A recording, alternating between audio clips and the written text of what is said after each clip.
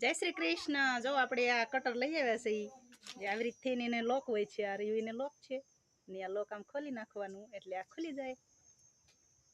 અને આનેથી આપણે જો હાંઠી કાપશું, આખી હાંઠિયું છે એને આપણે હાથેથી ન ભાંગવી પડે એટલે આને આમ કટ કરી દેવાની। જો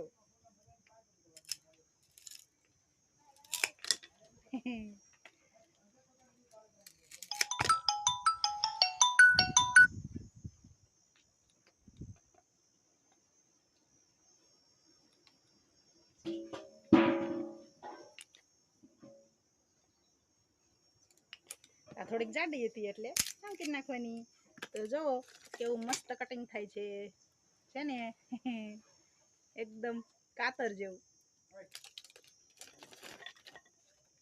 જય શ્રી કૃષ્ણ, ખુશ રહેજો।